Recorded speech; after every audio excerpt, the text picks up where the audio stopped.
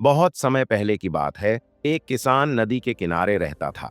नदी के उस पार कुछ बड़े बड़े पेड़ थे, जिन पर कई पक्षी बसेरा करते थे।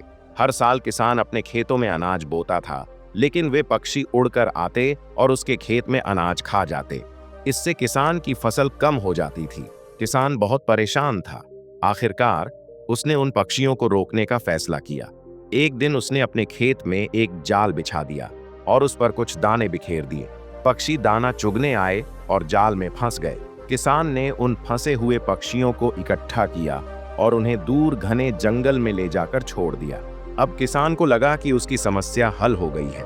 उसने राहत की सांस ली और सोचा कि इस बार उसकी फसल अच्छी होगी। लेकिन जब फसल का समय आया तो किसान ने देखा कि उसकी फसल पर कीड़ों ने हमला कर दिया है। इस बार नुकसान पहले से भी ज्यादा था।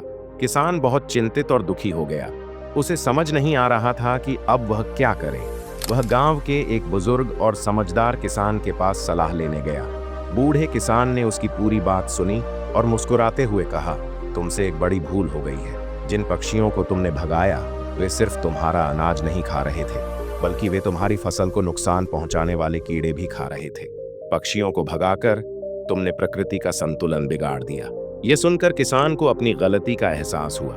वह बहुत पछताया, लेकिन वह उन पक्षियों को वापस नहीं ला सकता था। तब उसने एक उपाय सोचा।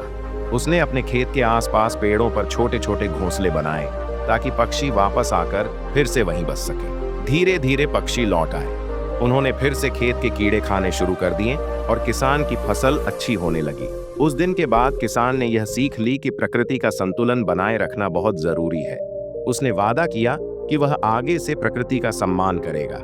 अगर हम अपने जीवन में गहराई से सोचें तो पाएंगे कि प्रकृति में सब कुछ एक दूसरे से जुड़ा हुआ है। हमारी हर छोटी छोटी क्रिया का असर पूरे वातावरण पर पड़ता है। अक्सर हम किसी समस्या के आते ही जल्दीबाजी में फैसला ले लेते हैं। हम गुस्से में दूसरों को दोष देने लगते हैं। लेकिन जैसे किसान ने समझा कि पक्षी उसकी फसल की रक्षा कर रहे थे, वैसे ही हमें भी समझना चाहिए कि हर समस्या के पीछे कोई न कोई सीख और उद्देश्य छिपा होता है। जब जीवन में कठिनाइयां आएं, तो हमें जल्दबाजी या गुस्से में प्रतिक्रिया देने की बजाय ठहरकर शांति से सोचकर बड़े नजरिए से देखना चाहिए। कई बार जो चीज हमें समस्या लगती है, वह असल में किसी बड़े संतुलन या योजना का हिस्सा होती है, जिसे हम समझ नहीं पाते।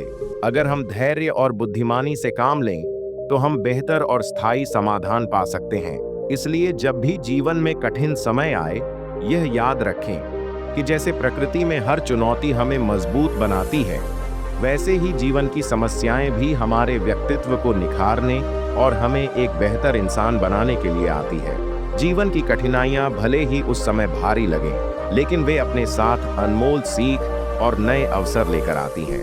इन चुनौतियों को खुले मन और सकारात्मक सोच के साथ अपनाकर हम एक संतुलित, अर्थपूर्ण और प्रगति से भरा जीवन जी सकते हैं।